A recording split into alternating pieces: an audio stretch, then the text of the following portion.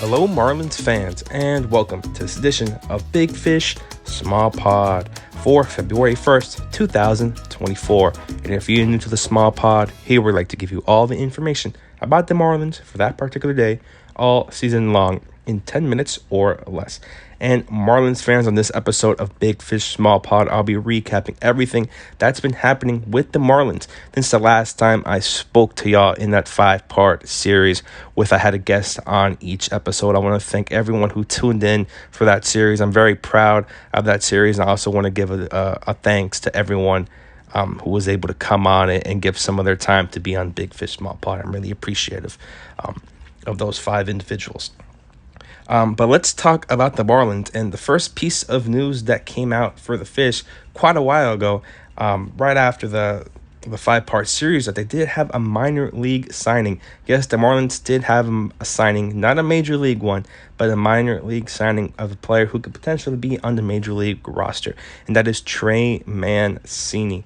Trey Mancini, who's coming off his worst season of his career with the Chicago Cubs, but is someone who is looking to improve on his last season. Last season, he got a big money contract, $14 million, to now signing minor league deals. He's looking to improve.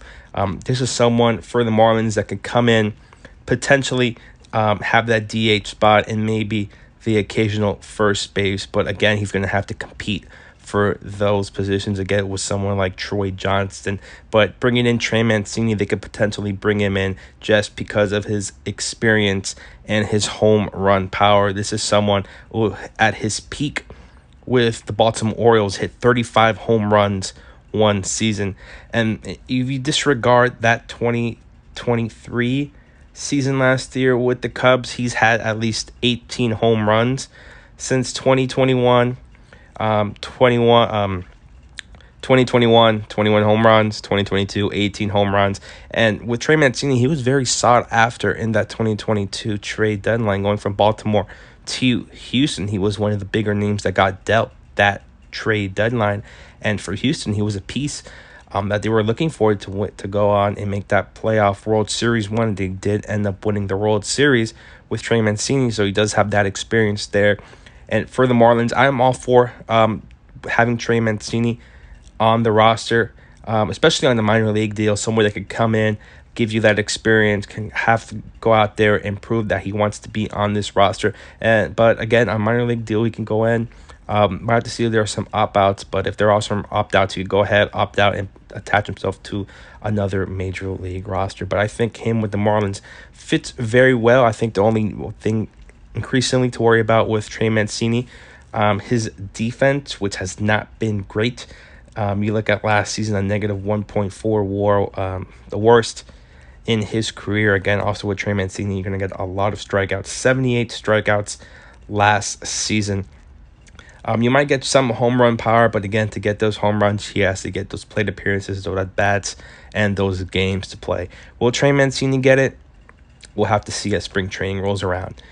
The other bit of news that happened more recently is a report from John Heyman that the Marlins are looking in the infield shortstop market, and a name that they've been considering is Adalberto Mondesi.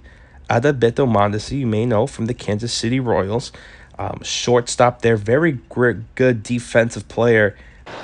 Grounded sharply to Mondesi, who goes into a dive and throws a strike to O'Hearn. Talked about him in length about his defense today before the game. And here, no problem. Look how quickly he gets to his feet.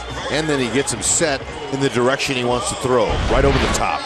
This is someone that has not played over 100 games since 2019. And this is someone who also did not play last season. He had a torn ACL, I believe, in about 2022. He missed all of the 2023 season, even after getting traded to the Boston Red Sox. But again, with Adalberto Mondesi, it's just, can he stay healthy? Because if he is healthy 100%, then you're getting someone that can improve the team defensively in the shortstop position, and you can also go out there and steal some bags. Led the league in stolen bases in 2020, the COVID year. That was, if you look at his last full season, He played 59 games in 2020, but again, he has not played over 100 games since 2019. But if they do bring in Adalberto Mondesi, it'll be something more of a minor league type deal. They're not going to give Mondesi a major league money, a major league spot on this roster for someone who's missed most of the last 3 seasons because of injury. And the last bit of news I wanted to talk about from Baseball America. Recently, they dropped their top 30 prospects in 2024 for the Miami Marlins. So I wanted to go ahead and give you guys the first 5 prospects they have. We could start from number 1, of course, Noble Meyer. They have Noble Meyer, number 1, and just to read a little bit from what they have from Noble Meyer, talking about the future of Noble Meyer is projecting him to start 2024 season low A Jupiter, most likely, of course, be promoted to high below it at some point. But again, they're saying with the Marlins, not to rush him to the point where something could happen to him. Get him out there, get him the chances so he can succeed. You don't want to put them out there in AA or God forbid, AAA, and something happens to him. He loses that confidence, that focus. But it's still ways away for him to even debut in the MLB, and they're projecting him to debut around 2026 or even 2027.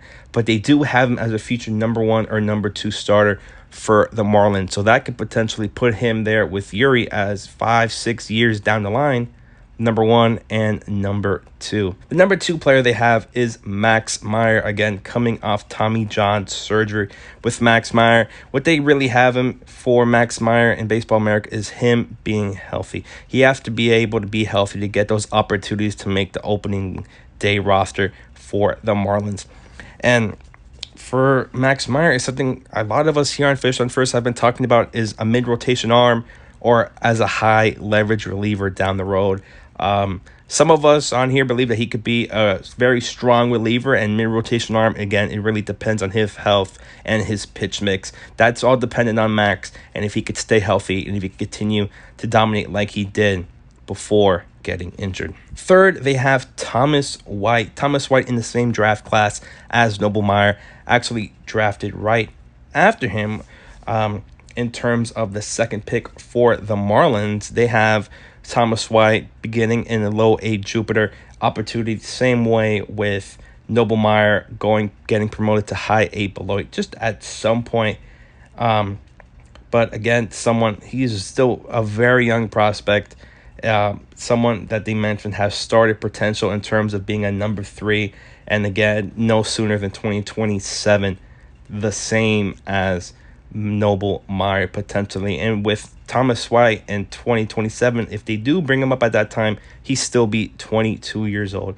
So even if you're projecting to the future, this is someone who's still going to be very young as some prospects in the organization. So this is still a project for the Marlins, even if you look at 3-4 years down the line, but a project that looks to be slated in terms of maximizing his potential.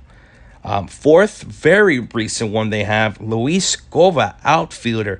And with Luis Gova, he signed for a $1.4 million contract in the most recent international period, which was just a few weeks ago, January 15th. And with Luis Gova, they have him, of course, starting him in the DSL, and he could begin scratching his potential in terms of if he can dominate the DSL. And they have him hit 55, power 50. Again, with his strength, it comes fielding, and it comes with his base running capabilities, having got graded at a 70. Again, he's a former shortstop, now plays center field. He has plus speed. They mentioned that his quick instincts help him stick to that position in the center fielder role. And with Luis Gova, they have him as the highest rated position player on the Marlins. Again, someone that he's just signed as of 2 weeks ago to have that capability to be so highly rated by Baseball America for the Marlins shows really his potential.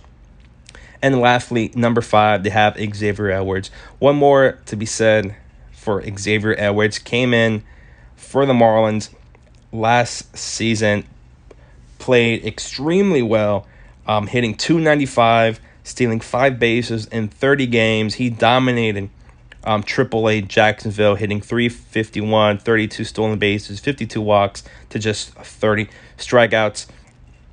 Looks to get major league playing time for the full season. Looks to be on the roster. This is someone that we're all fans of here on Fish on First, and someone that could really be the breakout star, the breakout player for the Fish in 2023. So, Baseball America, they have Noble Meyer, Max Meyer, Thomas White, Luis Scova, and Xavier Edwards. And this is Danny Rodriguez for Big Fish, Small Pod. As always, go Fish.